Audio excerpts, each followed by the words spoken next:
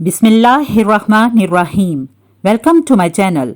आइए शब कदर की अहमियत और फजीलत के हवाले से इजमाली जायज़ा लेते हैं। शब कदर से मुराद कौन सी रात है? इरशाद रबानी है, इन्ना अंज़लनाहु फ़ी लैलतिल क़द्र। यकीनन हमने इस कुरान को लैलतुल क़द्र में नाजिल किया है। शब कदर के लिए कुरान पाक में लैलतुल क़द्र का लफ्ज़ इस्तेमाल हुआ है। कदर के दो मानी हैं, तकदीर और किस्मत, इज़्ज़त व मंज़लत। यहाँ दोनों मानी मुराद लिए जा सकते हैं, यानी हमने इस कुरान को उस रात में उतारा है जो कदर व मंजिलत के एतबार से बेमिसल रात है, या उस रात में उतारा है जो तकदीर साज है।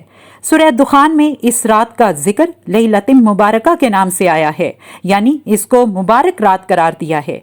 ये कौन सी रात है? उम्मुल मोमिनीन हज़रत आयशा सदीक़ा रज़ी अल्लाह ताला अन्हा बयान करती हैं कि रसूलुल्लाह सल्लल्लाहु अलैहि वसल्लम ने फरमाया, लैलतुल क़द्र को रमज़ान के आखिरी अशरे की ताक रातों में तलाश करो।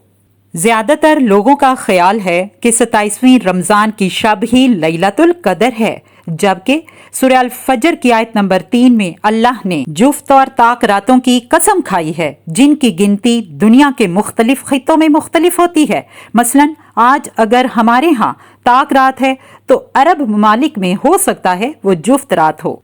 इसलिए लैलतुल क़द्र को तलाश करने का मुहतात तरीका यही है कि उसे रमज़ान के आखिरी अशरे की तमाम रातों यानी जुफ्त और ताक दोनों में तलाश किया जाए। इस रात में कुरान के नज़ूल के दो मतलब हो सकते हैं।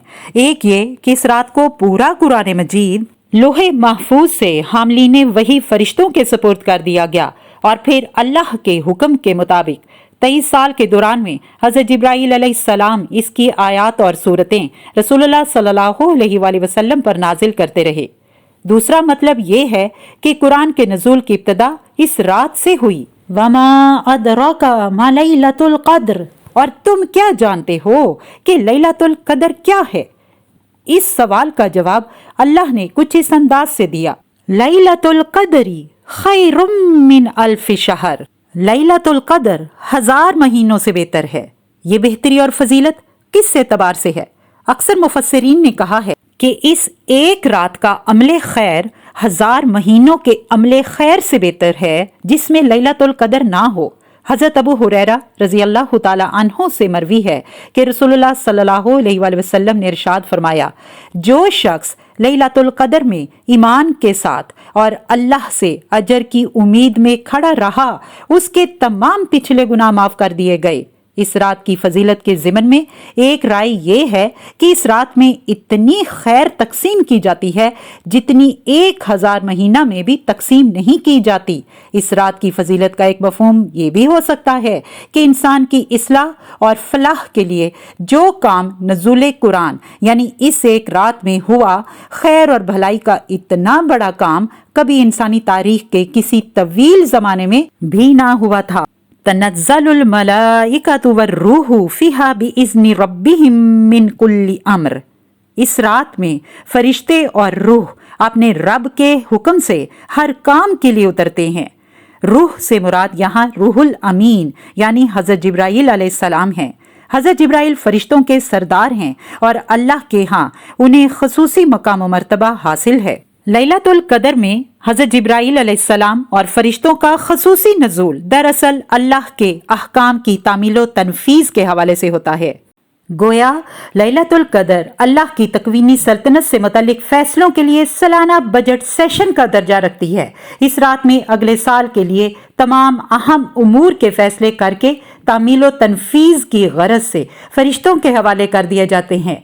चुनाचे फरिश्ते हज़रत जिब्राईल अलैहिस्सलाम की क़यादत में इन अहकामात पर अमल दरामद के लिए पूरी ज़मीन पर फैल जाते हैं।